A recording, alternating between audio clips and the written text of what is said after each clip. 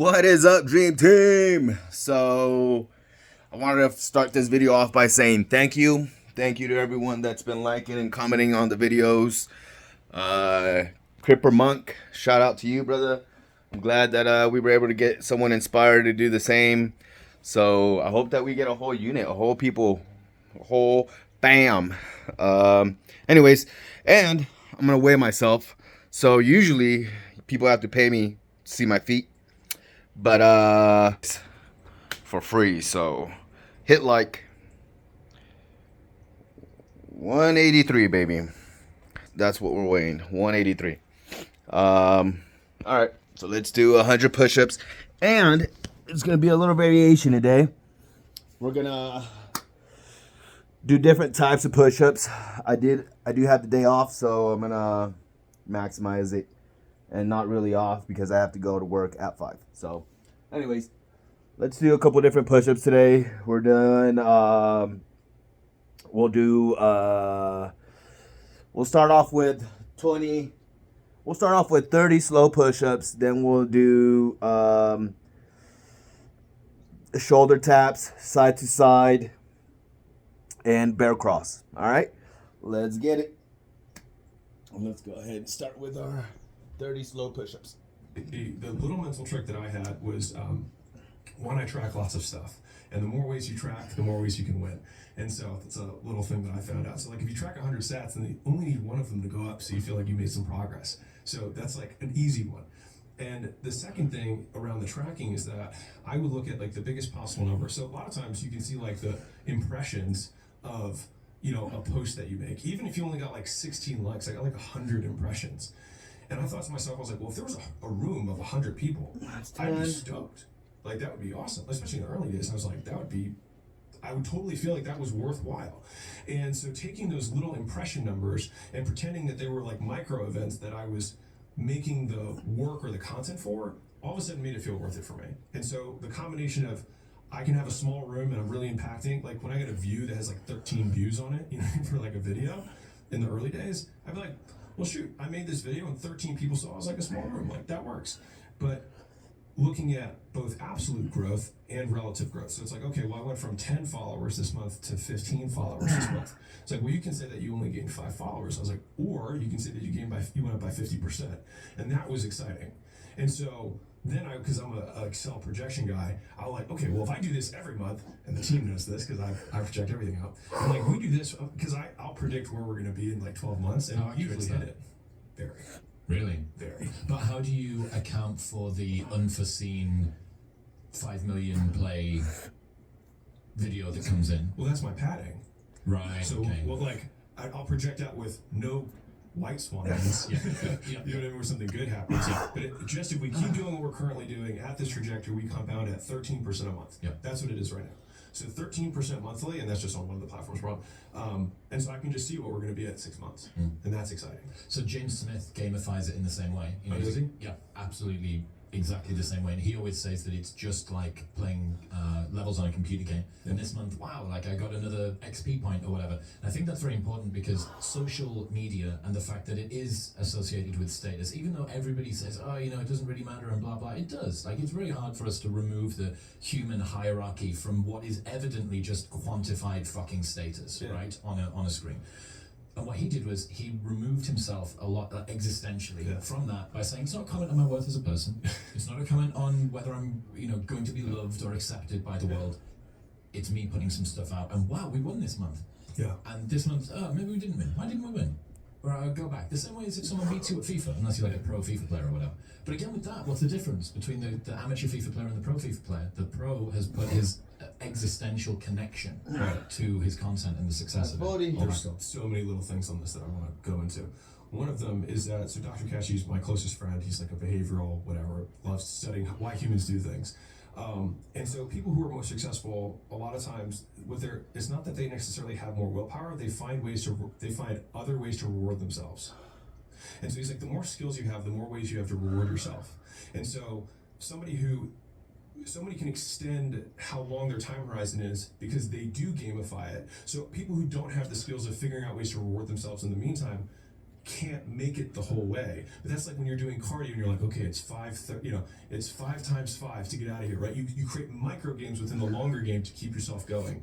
And the thing is, I've seen that across verticals. So like if you look at so Travis Mash is a Olympic lifting coach out of North Carolina, and he has this really cool way of getting lifters to PR every workout, so have a personal record every workout.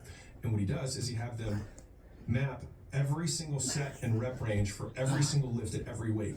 And so what happens is all you have to do is go through your book of 200 lifts and every single weight, and you can always find one that you did a year ago. Oh my God, this is my 8 rep max PB on good mornings. Yes, and you're like, well, I can hit 9 on this, or I can add 5 pounds to it. And so every workout they win. Yeah. And so they get excited because they get rewarded every workout. And so that's why it's like the more weights you track, the more weights you can win. And then I think that's those little micro wins can keep you going over the long game that you have to just keep playing.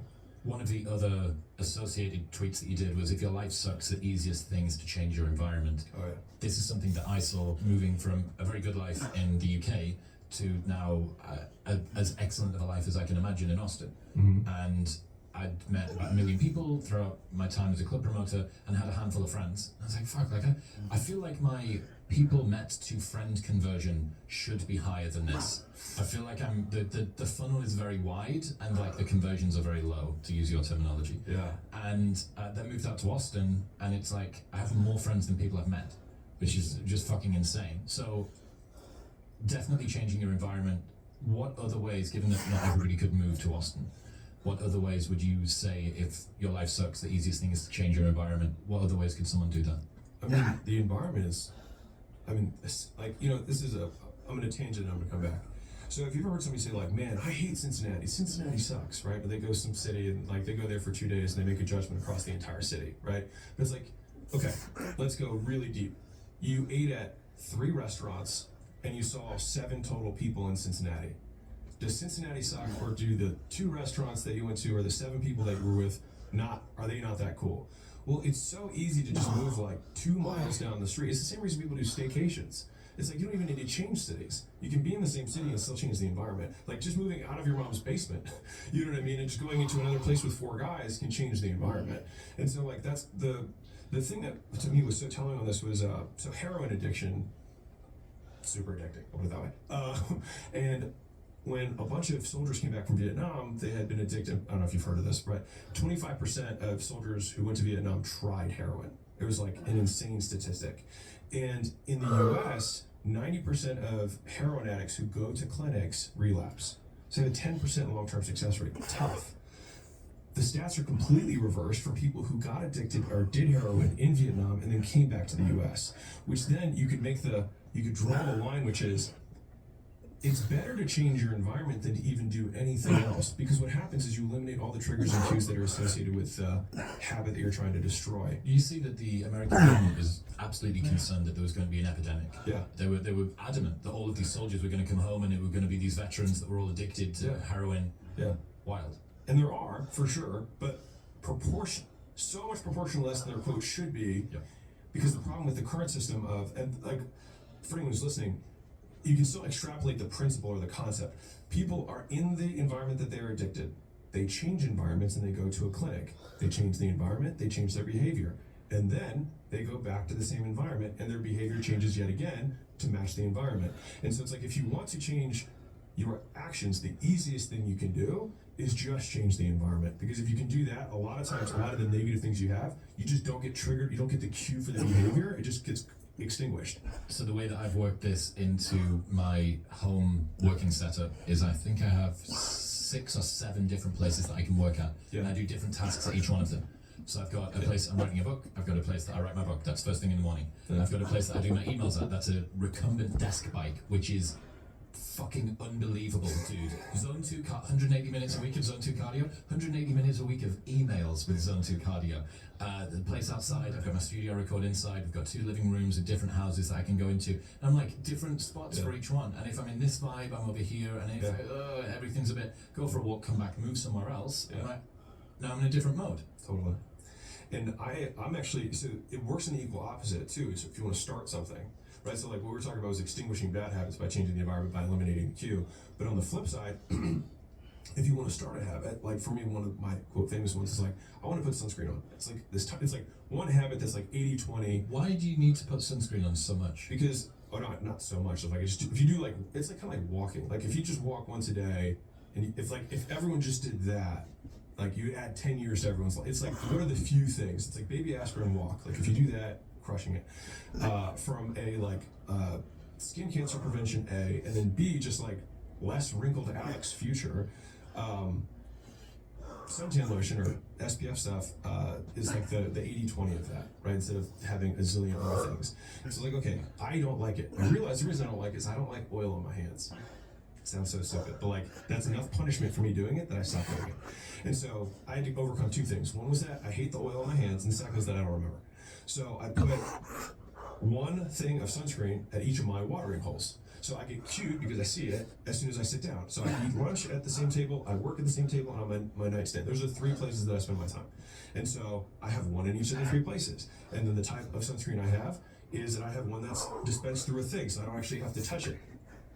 So it's like, do I know why? It's like if you can identify why you don't like doing something, then you can isolate why am I being punished for this behavior and think, okay, is there a way I can fix it? And the other is how can I cue myself on a more regular basis by changing my environment rather than setting an alarm on my phone if it goes off from.